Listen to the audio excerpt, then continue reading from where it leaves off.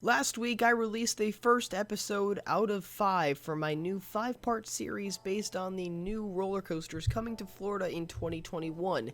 In that video, I introduced the series and we dove into Tron Lightcycle Run at the Magic Kingdom.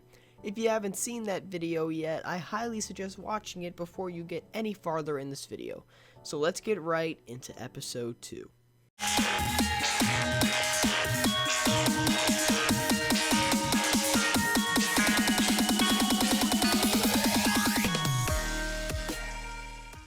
Icebreaker is a new Premier Rides multi-launch coaster opening at SeaWorld Orlando in Orlando, Florida.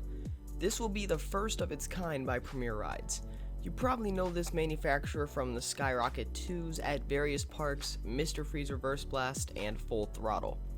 Icebreaker is technically using their Skyrocket 3 track as seen on Full Throttle at Six Flags Magic Mountain, but it will be a quadruple launch coaster just because it is the only Premier Rides coaster to launch 4 times. Now, I know West Coast Racers also launches 4 times, but the way Premier Rides is using their quadruple launch system on Icebreaker, we haven't seen that type of ride system on any other coaster by this manufacturer. Now, Premier Rides is definitely not one of the more original manufacturers out there, but I will say Icebreaker is definitely the most unique Premier Rides coaster out there, in my opinion. Some may argue that West Coast Racers is the most unique, but that's as of now. I feel that Icebreaker combines everything that Premier Rides can do. Multi-launch, airtime, forceful bank turns, wave turns, beyond vertical spike, and a backwards launch. Premier Rides basically said, let's take everything we know how to do and put it together into one roller coaster. Recently, Premier's been upping their A-game with their new coasters. Rides like Full Throttle, West Coast Racers, and now Icebreaker is giving us a new view on the manufacturer. Now, Icebreaker has a very interesting history. This was never SeaWorld's original plan. They were in fact supposed to get an Intamin multi-launch coaster with a completely different layout. If you're interested in learning about that, check out my video Why SeaWorld Orlando Needs Icebreaker. Anyways, as I said before, they were supposed to get a wave breaker type ride like the one at SeaWorld San Antonio. However, due to the Blackfish documentary, SeaWorld did not have enough money to invest in this project. So instead, the park decided to add a different coaster with the leftover money they had. That coaster was Mako.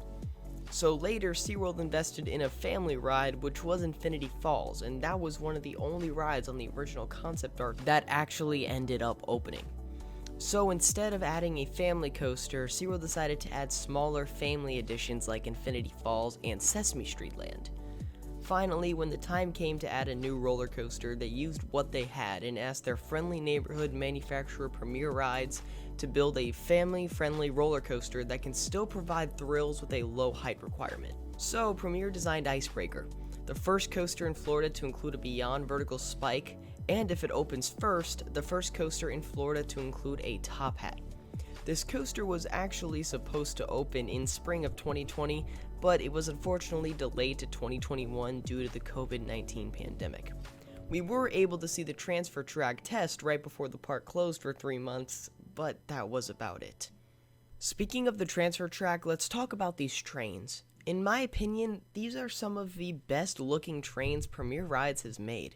This blue and black design just fits the coaster so well, as its standout colors will look great as it soars through the layout. Now, the train will have 3 cars and it uses a lap bar with a comfort collar restraint. While the comfort collars can be annoying to most riders, the new design of these restraints are very light and they barely touch you if you can get some room with your lap bar. At the end of the day, these trains are very common when it comes to Premier Rides. If you've ridden Tigress at Busch Gardens Tampa and Electric Eel at SeaWorld San Diego, these are the exact same trains, just with different colors. While Tempesto may also have the same train design, it used the original design with the comfort collar, so they came down a lot more than they do on these newer rides. So we can expect a much more comfortable experience on Icebreaker. Now let's move on to the theme. Icebreaker will be located right next to the park's simulator ride Wild Arctic. So Icebreaker will turn this section of the park into an Arctic themed section, which I believe will fit the park really well. One thing that is really nice about Wild Arctic is the fact that it is probably the best themed attraction in the park, and SeaWorld has confirmed that Icebreaker will share some of its themes with Wild Arctic. So hopefully the queue line will have some kind of theming throughout it. However, I'm not expecting much since SeaWorld themes its coasters to the bare minimum compared to their dark rides. Now let's get to the ride experience. When you board the trains, the ride will dispatch onto a transfer track. The track will slowly move you to the right as you will then come face to face with the launch track ahead of you. The coaster will then launch you backwards, heading up a small dip. This will be really interesting as it'll catch a lot of people off guard, and this backwards launch will really get your heart pumping as the first thing you do is go backwards. It will then send you back down as you launch again, this time going forwards, heading up into an airtime hill and going halfway up the top hat. After this, the coaster will fall backwards over the airtime hill and launch a third time going backwards up a small dip and into the 93-foot tall beyond vertical spike. This will be the tallest element on the ride, and you probably won't go up the whole 93-foot spike, but it will definitely give you a great moment of hang time as the spike is going to be around 100 degrees. Finally, the coaster will head down the spike over the airtime hill and launch you for the fourth time going forwards over the airtime hill and through the top hat. This top hat will be around 80 feet tall, and you can expect some amazing airtime as you go through this element. The coaster will then twist out to the right as you go through two back-to-back airtime hills. These hills will give you some great pops of ejector airtime as you will be going through them with some great speed. Following this, the coaster will twist up to the right only to quickly twist you to the other direction. After this element, the coaster will head into a 90-degree wave turn over the pathway and quickly twist you to the left, only to twist you up to the right over a small airtime hill. And then the coaster will finish with a small airtime hill and throw you up into the final brake run. Icebreaker is a unique roller coaster that you can't find anywhere else. Throughout this layout, it will have a perfect mix of hang time, forces, and airtime. The quick ejector pops at both the beginning, middle, and end of the ride will provide some amazing moments of ejector airtime. The turnaround and the launches will pull some great forces, and the spike along with the wave turn will make you feel like you need to grab onto that restraint. This coaster has it all, and personally, it is surprising that this is a family coaster, because I believe this will be one of the better coasters in the park. It is annoying that Icebreaker is opening around the same time as Velocicoaster and Iron Gwazi, because this coaster doesn't get the love it deserves. I could see it being the sleeper hit of 2021 simply because it's getting shadowed by all these other legendary roller coasters that are opening next year. Now, when will it actually open? I feel that this coaster will probably open around February 2020. Now that may seem early, but I believe this for many reasons. SeaWorld just opened their Glacier Bar and recently started selling Icebreaker merch, and this is the first time they're selling Icebreaker merch since before the ride got delayed back in March.